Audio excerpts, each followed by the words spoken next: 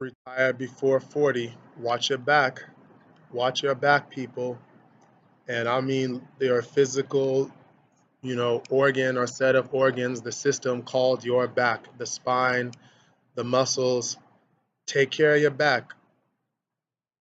Healthcare is a major expense that nobody, working or not, can afford, insured or not. There are so many stories of people who have had insurance or who have not had insurance or who have had the conditions attached to their insurance being taken away, and very expensive physical ailments. And a lot of that is related to the spine. And I'm talking about balance, I'm talking about impact, posture, your breathing, your hips, your knees, your neck, shoulders. All of these are very, having problems with, nerves, where you feel nervous flashes through your arms or your toes, losing feeling, having places in your body be locked. And then the chiropractic care, the chiropractic therapy, the MRIs, the doctoral visits, the surgical procedures, the recovery time spent in the hospital, the cost of anesthesia, um, the therapy sessions that you have to go through. It's not just the cost, whether you have the money or not, it's the hassle.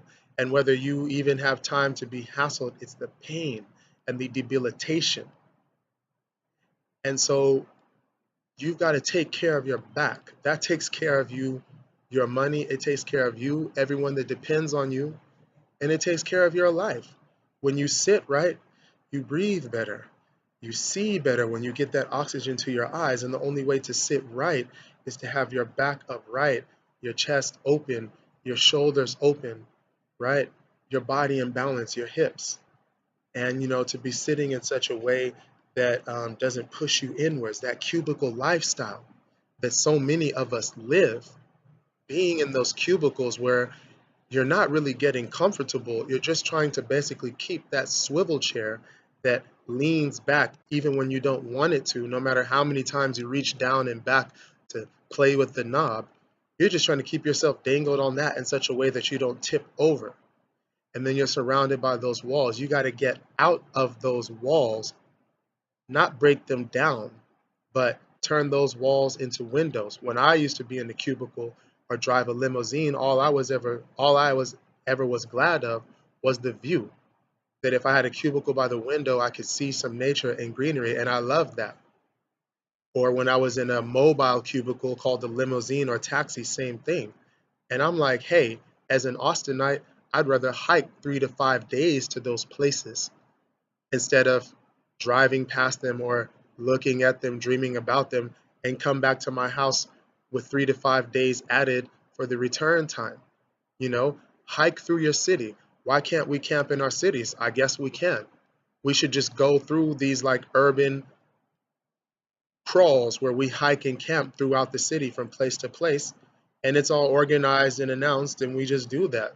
Where we get all our hiking gear and we know the places and parks where we'd be able to tent and cook. And then we pick up our stuff and go, and we can transport any way besides petrol.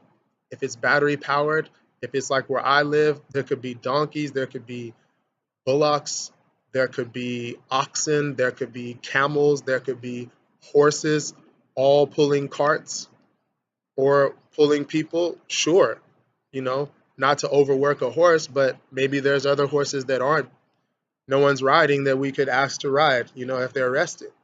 So I'm sure you can do that anyway. I'm sure that it's legal to set up such a thing where you live, that horses are in every city being unused. I mean, there's longhorns all over Austin, Texas.